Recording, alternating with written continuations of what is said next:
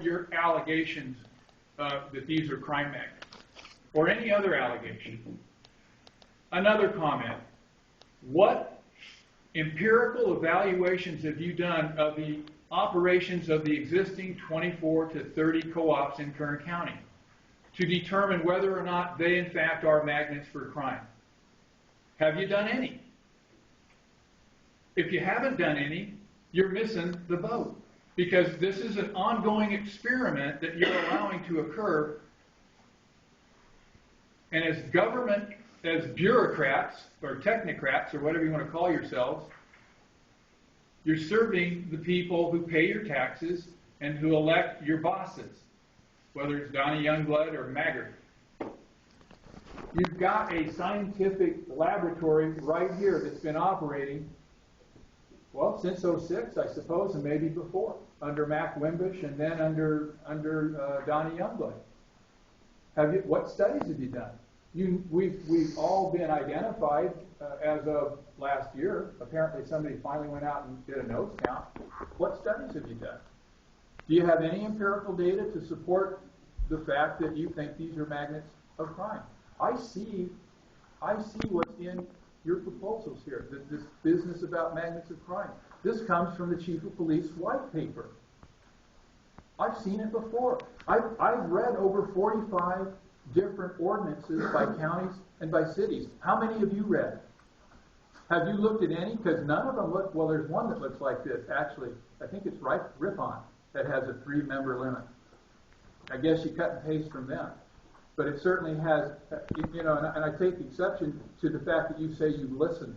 As intelligent people, how could you come away from the meeting? Yeah, we had these guys that were talking about not wanting Mexican marijuana in the shops and wanting to do this, that, and the other thing. But the bottom line is that the mission of every collective and cooperative is to provide medicinal quality cannabis to its patients. The regulatory framework is already there.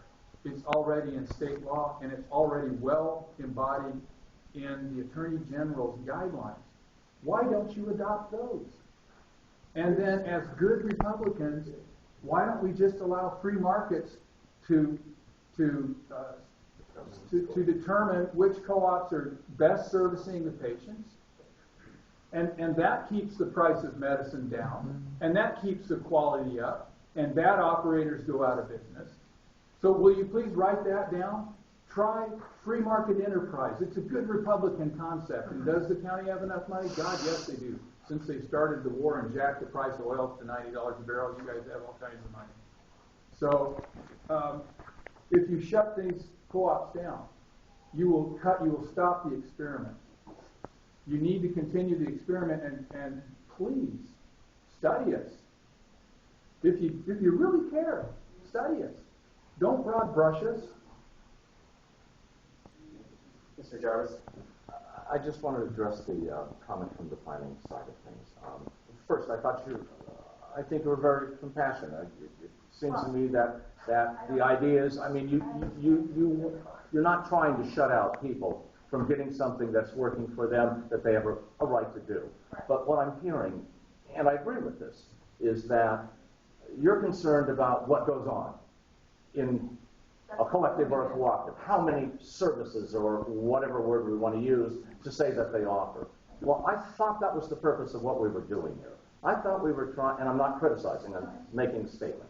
I thought we were trying to define where and what was required to not cause an issue from traffic or from planning.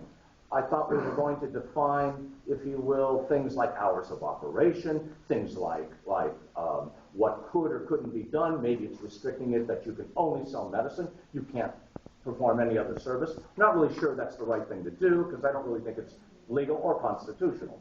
But, I mean, that was the purpose of this, to figure out how we could mutually adapt and live to be able to serve the needs of the community medically, that they have a legal right to, as well as serve the needs of the community to ensure that we're not putting citizens in jeopardy or causing, you know, areas where there's going to be crime. And I completely agree with Mr. Ganon. I don't think anything's been done. No one's, well, I would challenge and ask that each of these departments that have a concern, a legitimate concern, a planning concern, I agree with that, that, have you guys visited these shops? Have you looked and seen exactly what the operations are so that you could then make a determination that this may cause us traffic gridlock at this time of day. We can't have a planning class at 5 p.m. or whatever it may be.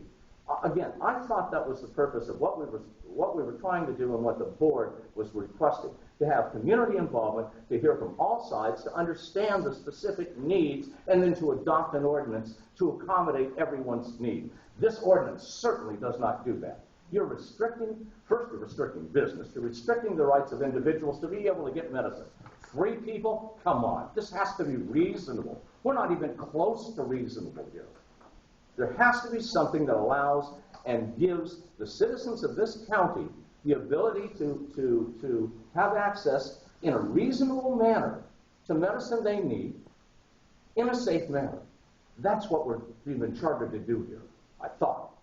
And to see this kind, this, again, I'll go back to this is an insult. You're trying to ram something literally through a board without really any considerations, without actual documented facts. I really struggle with this. I kind of want to hear you rescind it, frankly. And not want to bring this forward to the board until you've had an opportunity to at least investigate and do what we were challenged to do here. Will you do that? Will you rescind this until this organization, this group, can act in accordance with the board? You're not even following their direction. Or the guidelines. Or the guidelines, yeah. It's our intention to have a discussion, take all of your comments into consideration after this meeting. The proposal is not before the board yet. So I can count on at least a review to think about the timing on this, that maybe it's inappropriate to try to bring something like this in front of the board when it's quite apparent we have not done our due diligence in understanding the requirements of the citizens of the county and the requirements to service them in a proper, safe manner. Mr. Redbrook, well, maybe an alternative proposal would be appropriate. Could we give you an alternative proposal so you could at least present 2 to the board instead of just 1? Instead of the whitewash? I believe a public comment, you could present that to the board. I'd like the council to present to you, because otherwise, let's face it, you've got the entire county staff here. Right. You're the recommenders, and the board of supervisors are basically going to follow. We already know where their tilt is, and when you make a recommendation, the majority of the board is going to follow your recommendation. We know that. That's how it works. What I don't understand is, at every board meeting I've attended on this issue, I've not seen any public citizen stand up and have a hue and cry about its operations. I've not seen that. I've not seen anyone at this meeting, I've not seen anyone at the past meeting stand up and say, these things are evil, and let me give you my story, and we need to shut them down. Where is it? Where is the hue and cry? Where's the huge public support and the rally to say that these things are bad? And why do we broad brush everybody if we have one bad collective? That's just like the sheriff's deputy who maybe 10 years ago, I forget his name, he was a patrol deputy who was kidnapping, raping, and murdering prostitutes. You guys remember him. You're old enough, you know who he was. He wound up doing a life sentence. Now, you had one bad deputy. Does that mean that we should fire the entire department? Or that we should get rid of the sheriff's mission altogether? No. If you have a bad cooperative, they should be the subject of code enforcement. They should be the subject of a nuisance action. There's nuisance laws on the book specifically there where you shut people down based on facts. Right. You are attempting to regulate and shut down an entire industry based upon a broad brush of hearsay, and as far as I can tell, no empirical facts at all. Mr. Renfro, I think you're about ready to talk. I think one important thing that should be definitely stated, that if I was a member of an advising committee, I would have to realize that I have created a large number of my population in my county to become now medical marijuana patients in the recent times. And you guys are going to, I think if people talk about you haven't seen a public outcry and uproar, you guys are going to see it if you rip that out when you because you'll be surprised at how strongly I think the members of the public feel that they truly need this. I think they'll feel a little hurt and offended, a lot like the people who are acting here. And as an advising committee, if I was on it, I'd be concerned with creating a big segment, in, a big functioning segment in a business, a provision of medical needs, and then just taking it away from them. I think that would be something you guys should seriously consider that you could possibly be doing to these people that look up to you and appreciate the services you guys provide for us. Yeah. So. Thank you. You have some county people over there that I'd like to hear from. Okay. We'll start with. I'm Diane Wilson with the food program with environmental health. My concern, and let me give you a little background on the food program, is we regulate all food facilities. That includes liquor stores, bars, anything you put in your mouth except for medicine is regulated by California Retail Food Code. And so part of the edible issue is that currently, and anything you put in your mouth has to come from an approved source if you're eating out at a facility or buying food from a facility. That means it's certified by another agency, it's certified by an ag department, it's certified by the kitchen or the wholesaler is inspected by the federal government, the state government, or our facility, our agency. And one of the issues right now, currently, and it's trying to be resolved, is the fact that medical marijuana is not considered an approved source. There is, therefore, in California Retail Food Code, you can only have food from an approved source that is sold and or given away to the public. And that, again, goes back to inspection. And I'm not aware if there is any food processor in the state of California that has a certificate from the state of California that says it is an approved source. The City of San Francisco provides medicinal edibles certification for consumption. And have you guys checked with the City and County of San Francisco? I am new to this, so okay, will you please write that down? Because the City and County of San Francisco does that. I looked into it. Yeah. And I have to look into that and see what kind of certification that is. If it's strictly limited to food from in San Francisco, or if it's statewide. If it's a health permit from the City of San Francisco, it doesn't count in our county. No, I understand, but you can follow their model. Yeah, we could follow their model. So why reinvent the wheel? That's what you guys aren't even building a wheel. Right, but it also comes from the state, the California Department of Public Health, and the FDA, that it's not. Could you back up a little bit? Sorry. And they're working on it. That's why we're not saying, at this point, we have not come in and except one exception. There was one exception. It has not come in, and we've not been going into your stores and taking the food. If you were any other food facility that was selling a product that was not from a food source, we would go in and voluntarily discard it. And we have not done that. So currently it's being worked on. I can't tell you when it will be resolved, much like many government regulations.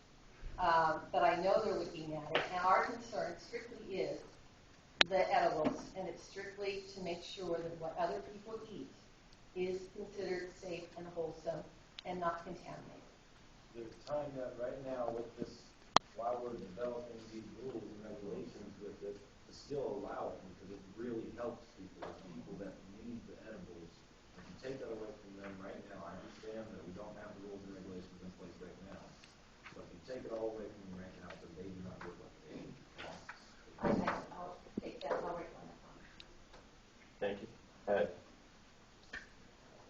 My name is Nancy Goldman, and I operate a dog grooming shop in East Bakersfield. In the latter part of last year, my landlord leased an adjacent office to a medical marijuana collective.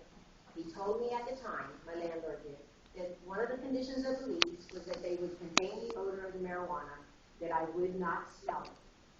This has not happened. I have discussed the problem with the landlord and the owner of the collective. They keep promising me they will take care of it, but it is still a problem. I'm writing this on July 21st, the eve of this meeting. I just went to my shop at 8 o'clock in the evening, 1.5 hours ago. And the odor of the marijuana plants was very strong. They told me 2 weeks ago that they were going to extend their wall up to the roof so as to contain the odor. I was hoping that had been done, as I haven't smelled the odor for 2 weeks. But this afternoon I heard a lot of activity over there, and I believe they just got another delivery. Several of my customers have expressed concern when entering my shop when they smell the marijuana. I kept telling them that they're working on the problem, but I don't know how much longer I can keep making excuses for them. I have a very regular clientele, but the dogs they bring to me are their family members, and I don't know how long they will continue to be understanding about this matter. My own father was on medicinal marijuana for a short time before he died. The doctor wanted to increase his appetite, as to having gained back weight that he had lost. I believe there's a time and place for medical use of marijuana, so I'm not completely opposed to the use. I do feel, though, the county needs to step up and make some strict rules for these collectives to protect the neighbors and neighborhoods. And on a side note, I had one of my customers was waiting out in front of my office. Now, my office is on the side, so I don't, and the marijuana shop is in front of me. I don't see their people coming and going. So one of my customers was sitting out there one day waiting for her dog. And she came in, and I called her and said, you know, dog's ready. She came in, she says, Nancy, what kind of business is that? And I said, well, it's a medical marijuana dispensary. And she said, I've never seen such a weird-looking character. Now, I don't like to profile people. Honestly, I don't like to profile people. But my customers, we are sick. Please, no, please don't. I went on another day off. I parked across the street and watched. I did see some people that I thought, well, okay, I'm sorry, there's a lot of very young people walking up with their pit bulls, standing out there. My landlord promised me there would not be any loitering like that. I've had problems with people standing out there loitering. Please don't interrupt. My customers don't loiter. They drop their dog off, they come back and pick their dog up. Yes, this one lady sat in her car patiently waiting. I honestly, I don't like to profile people, but I think there needs to be more regulation as to who can get this, because there's very obviously some people that were not, and I know there's a need for it. I understand that. I just want to see if they are left open. I want better regulation as to who can get the prescription for it. When I look at you, I don't know what medication you're taking, and I don't have any concern for whether you're able to collect your medication or not, or how your dog shop smells. The smell might be offensive, but it's in no way breaking the law or... I've been there 22 years and I've never All right. had one. All right, let's try and direct the comments to staff. Another one on the platform board, Go down. the outdoor medical marijuana recommendation. This was put into effect on August 2nd, like it could be. There's hundreds and hundreds of people all over Victorville, all over the county that have plants outdoors right now. And if you impose this one right here, you're turning them into criminals. And right now, they're not. But, you know, they could be 10 days, they could be criminals, and they all have to rip up their plants and do what they say just because you implement this. The majority of the medicine grown for the year is grown outdoor, and it will be being harvested. It takes months to grow plants outdoors. You would ruin that entire crop for a season. How long would it take to get that? Like not The outdoor season you have wouldn't to be make over up. until after November. It's going to take at least until November, December, so your pitch is, don't make it effective. please. Or Out there Not mid-season, at least. and understand what you guys are doing by doing that. What's the limit you guys are putting on this? And on the patient's rights to grow privately. Well, they don't have to. Grow because They can't afford it. They can't afford to pay for the medicine. They can't afford to pay for the co-op to exist, so they provide their own medicine. And they don't have the skill to provide a medical grade product that should be what they've been recommended to do. That's the biggest issue there. Very helpful. I think that's good. Very popularly grown, near the electrical boat, patients can't afford You're talking indoors? indoors. If they're expected to grow their own medicine, how are they supposed to if, you know, an electricity bill can be $400 or $500, you know, or they can get robbed, you know, they can't keep up on it, they have jobs, like, you know, they have cancer, they're paraplegic, how are they expected to grow their own? You know, these shops are for them to come in conveniently and pay a minimal donation to get their medicine and go home and continue to do so. Why are you trying to stop that? 3 patients is not right. How can a shop function, you know, if it's costly, like the bills, you know, the nutrients. I mean, you guys don't know how it's ran. Come in and see how it operates, how costly it is. I guarantee if most of us have not gotten even one dime from our shop, and we don't even care, because we just want to provide medicine to the people that can't grow it. This is a legitimate medicine, and you guys need to see that. You guys, I mean, I have all kinds of articles that have global information on how to cure cancer. I'm sure many of you or some of you have family members that are sick, you know? Don't stop this. Like, don't stop the safe advertising. It's just not right. It's not right. Morally, it's not right. I just would like to suggest, I gave that card for DeJay for a reason, and that is to help educate. She's an advocate. She's a political forefront all over California. She's based in LA, but she would help you as well as I keep in touch with my attorney all the time so we can keep regulated. Your indoor growing that you would suggest would increase the cost significantly, and the whole point of the Compassionate Use Act is to have safe and affordable access. There's a lot of our patients that are on fixed income, or SSI and whatnot, and that don't, or unemployed, retired, whatnot. To the planning, I'm sorry, ma'am. I know that you were having the issues, and I want to understand. So I would love for you to speak to DeJay. But there was a tax, maybe Phil can help me out there. I can't remember the case, but there was a tax issue in 2007 that now it's the United States tax. It's a law. The collective, as a nonprofit, we have to have other things in our collective other than marijuana. We have to provide growing classes, yoga, and health issues because we're a collective.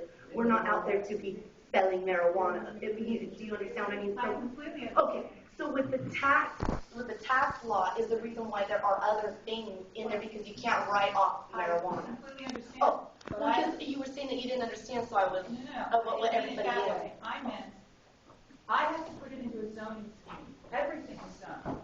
You're now classified as a pharmacy. On April 20th, your collective, because I live in Eastern Kern, your collective on April 20th, and all the collectives had outdoor events. Rite Aid can't have an outdoor event until they come plan. Some of the collectives, Rosamond and Mojave, had outdoor events. No, Mojave just did. We did. We had a great event. I understand, but technically, if you were a Rite Aid, which is a pharmacy, you have to come to the planning department to get a temporary event permit. And wait. Just like we didn't shut you down. We didn't say anything. Right. I'm just saying, from a regulatory standpoint, we have to figure out what is the things that, if that's the direction that the board wants to go. On August 2nd, Mr. Ganon, the board could say that you got it all wrong, staff. Go back and change it. But I just want to point out to you that it's not zoned for an outdoor event. It's zoned for a pharmacy. So that's just an example of why you may say it's a nonprofit, that you have to do these things. Under zoning, we don't have to let you do them. So when a nonprofit, for example, the Bakersfield Homeless Center or someone else comes to me, we're doing something for community gardens now because we want to incentivize them. And people say, well, I'm going to use my lot in my residential, along my residential street for community gardening. They say, and I also want to have a food bank. Under zoning, we would say, I'm sorry, a food bank has different impacts. You could get people together, grow the food, and give it to each other. But if you want to have a food bank, it's got to go in a different area. So I just want to clarify for you that merely because your tax laws require you to do other things. And Mr. Ganon, I appreciate your perspective that they should be allowed to do whatever it is that facilitates the patient. Rite Aid cannot give yoga classes. Just so you know, you're classified as a pharmacy. If Rite Aid came to me and said, I want to do yoga classes, we would say, I'm sorry, you can't. Well, no, wait. So I'm trying to explain the difference. We're only conversation. No, that's okay. Exactly. But we're only classified as a pharmacy in Kern County, nowhere else, and that's something that we could propose to change. That's right. Okay, but we are collectives. We're not pharmacies. So that's a misunderstanding of the ordinance in Kern County. Well, under our ordinance, we don't have a collective category. Right. So when you came to us, we did a determination of similar use, and because you were dispensing medicine, we said we'll classify you as pharmacy. So you can go in by right, meaning with no conditional use permit or other permit, into a commercial or industrial area. You're in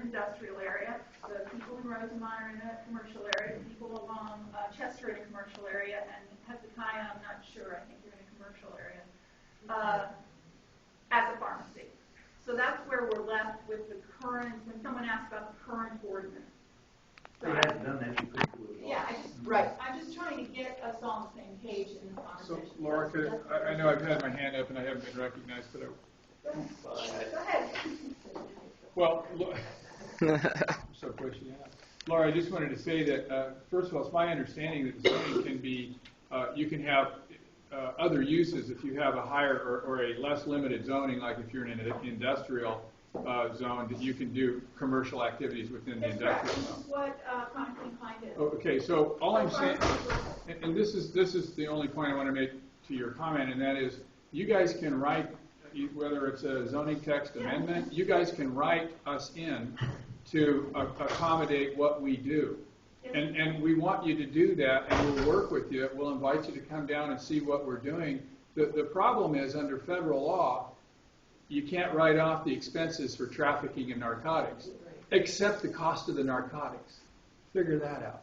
Do you understand what I'm saying? If I was selling heroin, if I was selling heroin out of a storefront, okay, I couldn't write off my taxes, I couldn't write off my salary, I couldn't write off my rent, I couldn't write off my utilities, I couldn't write off my insurance, my workers' comp, or the sales tax. I couldn't write any of that off. But I could write off the heroin I was buying from the mafia.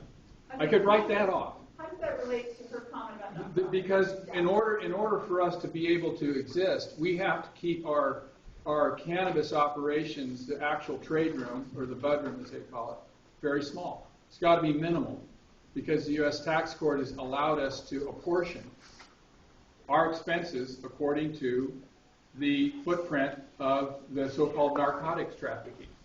Okay, so if our bud room is 10%, or if our trade room is 10%. Okay, can I ask that question? Yeah.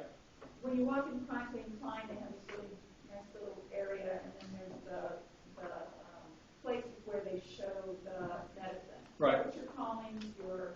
Wherever the exchange, wherever the trade happens, trade room, bud room, whatever. So that's what you're talking about. Yeah. So where the exchange happens, where the patient makes a donation and they get the medicine.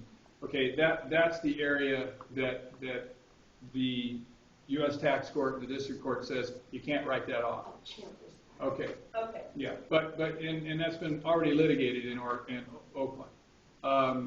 And so we need to be able to have patient advocacy rooms. We need to be able to have food donation rooms. All we do is take in canned goods. We need to be able to have the ability to have a library or book donation, book exchange. We need to have all these other activities. And we need those activities because that allows us to offer the prime objective to our patients, which is the provision of medicine. Because of this schizophrenic bipolar federal tax code, where it's okay to write off the heroin, when you're selling it out on the street, but you can't write off the insurance to cover it. It's folks, the laws here are so bizarre. Would you please? Well, I as a native of Kern County, I just ask you, let's do the right thing. Why can't we have a little vision here? Why can't we help our citizens? Why can't we create jobs? Why can't we make it safe? Why can't we help law enforcement prosecute legitimate crime and not worry about these co-ops and collectives? They ought to be able to walk in and have a cup of coffee, whether they have a card or not. Okay, and visit. We ought to be able to call them if we have people loitering outside. And Laura, some of the reasons that people, Lorelei,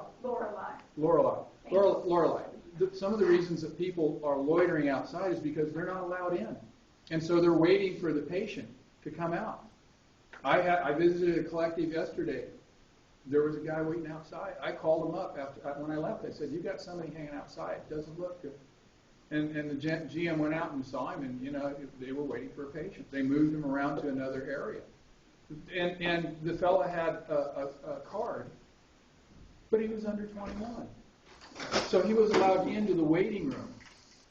And Nancy, did she leave? Nancy Bowman? Oh, that's too bad. Nancy Bowman is the best example of why we need reasonable regulations. And her odor control issues are not big issues. And the industry addresses it all the time with carbon filters. It's real simple.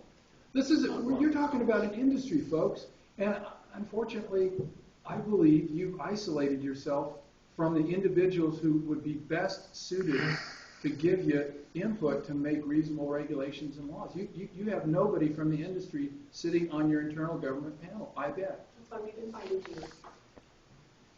I said put a word for the individual patients, citizens in America.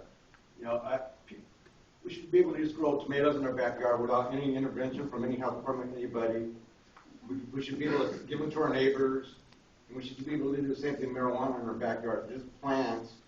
Lavender's got nice taste. I'm thinking that to prohibit something so basic, it's a fundamental right.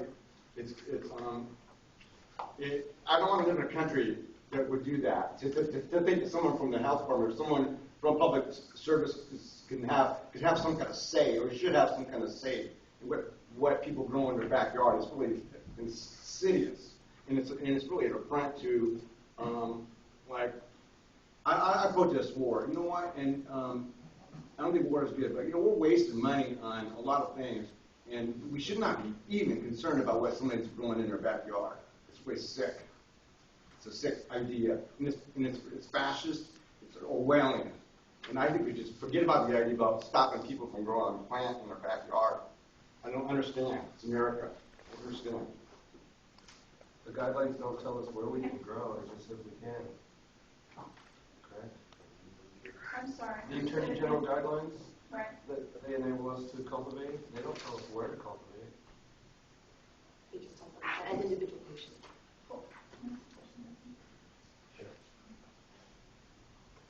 Do you have some sense that there's a difference between, as he brought up, someone growing marijuana in the backyard or growing on a 300-acre plot of marijuana?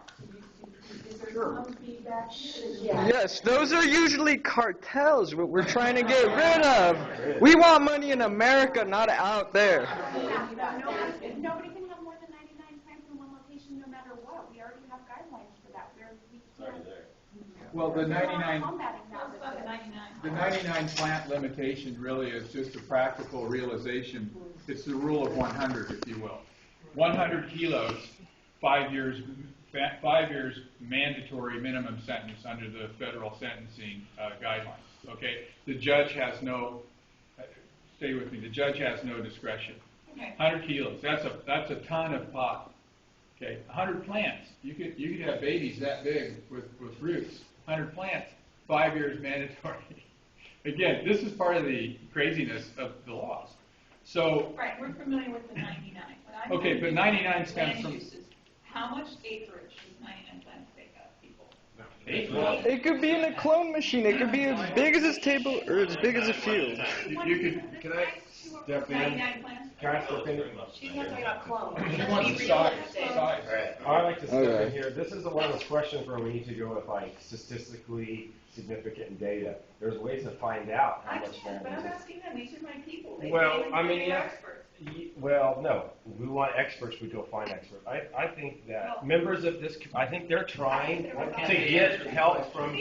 I think they're trying. I think what's happening here is these members want some help trying to figure out what they can and can't do, and they came to you guys in the last meeting with suggestions for regulation. It seems like now everything is being shut down because no one's trying to do anything illegal here.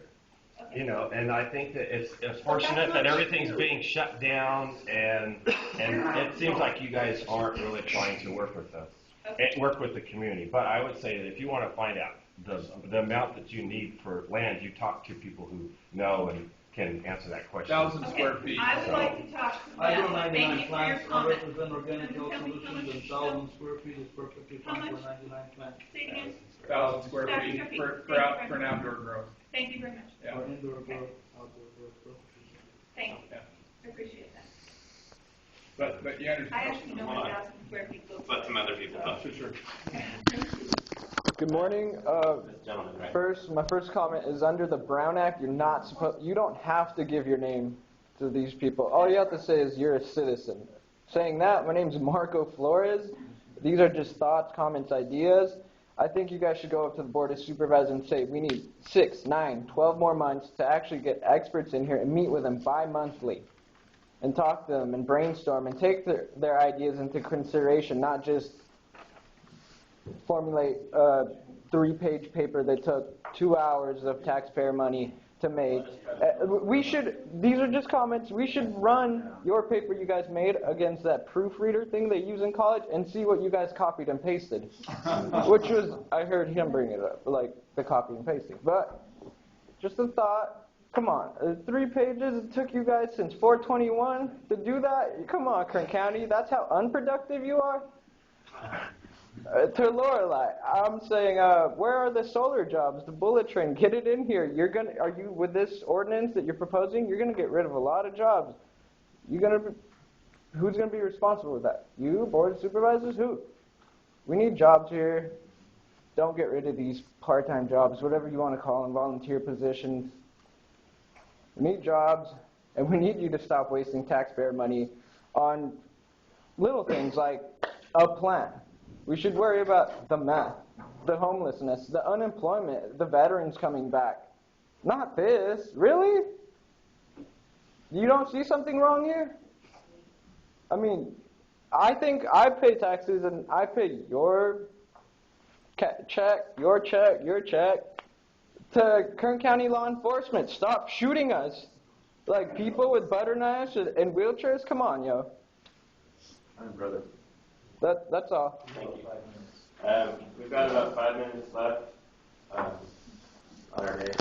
Today. We appreciate your comments, but we'll continue for the next 5 minutes. Well, I mean, obviously we all just need regulation. You know, we want to control this. We still need to give our medicine out there, but you guys are just taking it all away from us. We want control. We want the medicine to be tested. Because, you know, for example, I went to a hydro store and I asked the gentleman, you know, why does this product work so good? You know, why are people buying it? Oh, he said that it caused cancer. You know what I did? We didn't purchase it. And he told me that there's been people purchasing it, you know, knowing that it caused cancer. So we want regulation. Check the chemicals, check what's going on. Our shop, Yeah. regulated.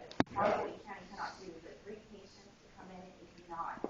You can't. All you guys are going to do is just make more ruckus, and it's not going to work out. It's not going to work out. Better than Well, in your attempt to try and close collectors down, you're going to increase crime. During the courses of increasing crime, you're going to push it underground again, and it's going to be a criminal intent.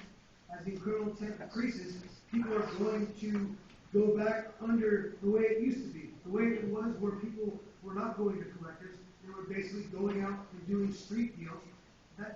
Aren't you supposed to alleviate crime rather than increasing it? That's what that would do, basically. And you take good people that have no criminal problem whatsoever, that normally go to a collector to get their medicine, to have to go to the streets to get it. Is that what you want? I mean, anyone on this panel even ever tried marijuana?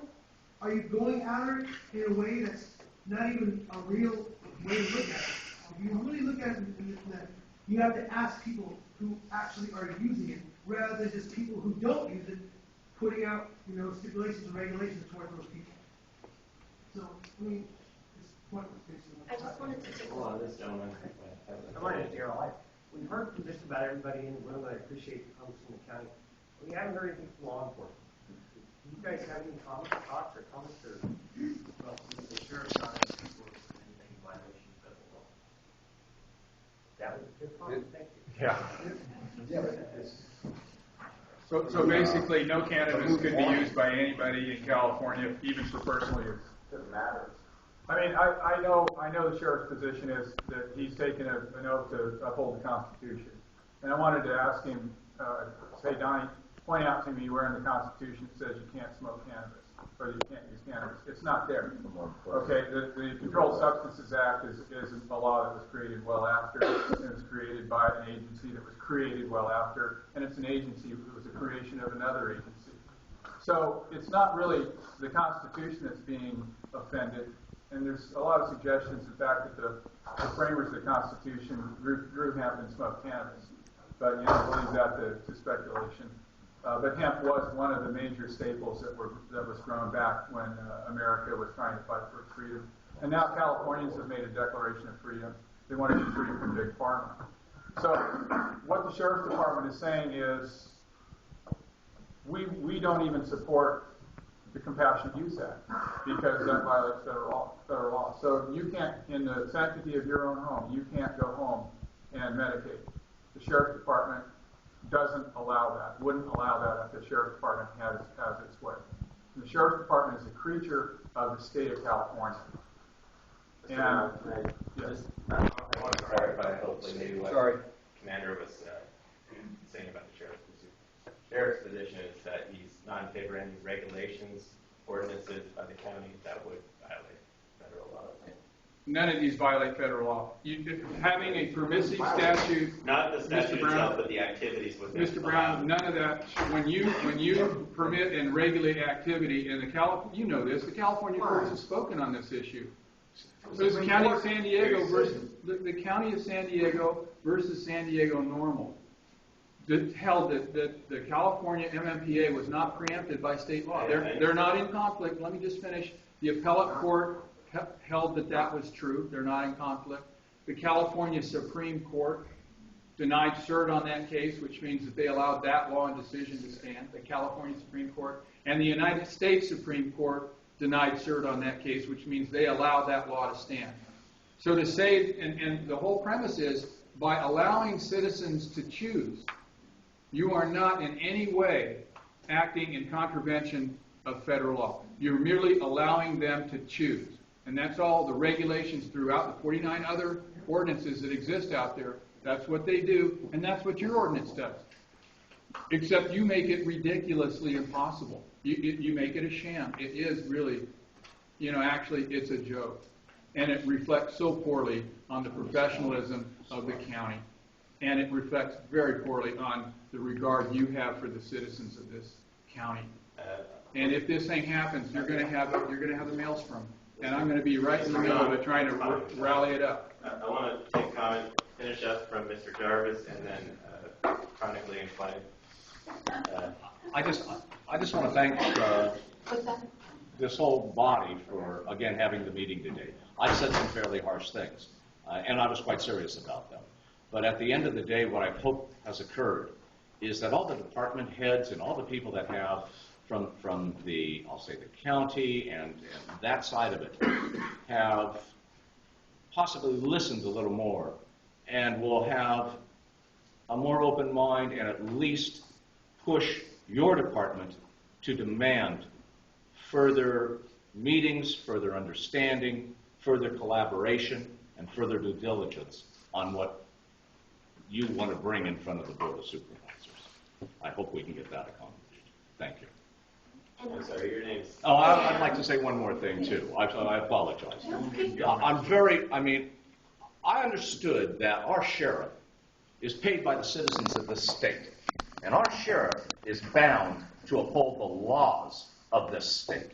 Some of those laws supersede federal law, constitutionally, and I certainly would expect that the Sheriff's Department's first priority is upholding the laws of the state of California. Thank you. That was just my thought, was that I thought that you were the sheriff locally, not federal. But to close up, in conclusion, I just would like to please invite you guys again to Chronically Inclined. And again, we are one of the collectives, I'm not speaking for anyone else, but Chronically Inclined does keep in close contact with Sergeant Bonsman as well as our own personal attorneys. So I would like to reiterate the fact of how legit I believe that we are following the guidelines. Perhaps maybe we can help work together and clean up regulations for Kern County.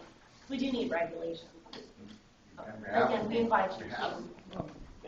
Thank you for Ms. Brown, one last offer. We can provide you with law enforcement expertise, retired chiefs of police who support reasonable medical cannabis laws. We can provide you with the names and expertise to meet with your government panel. We can provide you with cultivation and medical expertise. How much does it really take to cultivate? What are the different forms to be consumed in the manner in which you can consume it? A fellow by the name of Chris Conrad There are medical doctors we can provide you names with. If you really want the quote experts, the people here are the experts in operating the co-ops and having the patient interface. You're talking to the experts. But if you want other experts such as law enforcement who don't share the same stereotypical bigotry that we see typically reflected in many of the conservative counties, we can provide you with that. So please, I want it on the record that we're here to offer expertise if you want it. We can give you the names. CalNormal's very active. ASA is very active. There's a large group of people from Colorado to California that are very active and very interested in seeing reasonable laws. And, you know, we want them. We want to be able to do this peaceably as good neighbors. Please let us do it. Don't restrict us. Feels good when you do it right. Right. Help the whole community do this in a positive, constructive manner where everyone benefits, where there aren't people losing. I wouldn't want to see that woman's business compromised because of something that could be easily fixed. Right. And again, if there's regulations that need to be put in place, put them in place. But don't restrict Thank you individuals' guys for your rights. participation, and I appreciate your comments. Again, the scheduled board hearing is the 2nd. They're going to take up the moratorium extension request as well as proposal recommended ordinance from the office. Could you possibly make a new proposal between now and then, or is this the thing? Well, Can we have another meeting before the 2nd? I don't know if that's possible, but Oh, it takes 4 months to plan a meeting. I forget. fair enough. But staff will take your comments today into consideration. I think they're valuable. I appreciate your. Somehow convey them to the board as well? Yes, the notes from this meeting, and I'm certain that there's quite a few pages. She's been very diligent at typing them. Will be provided to the board supervisors as well. Without names, but it's the same bullet points, and we'll make sure that we email out as soon as she finishes them. Probably today. James is pretty quick about this. We will provide them to Devlin, who can email them out to people who have emails, along with the ones from the other workshop that we did. So we will be providing those to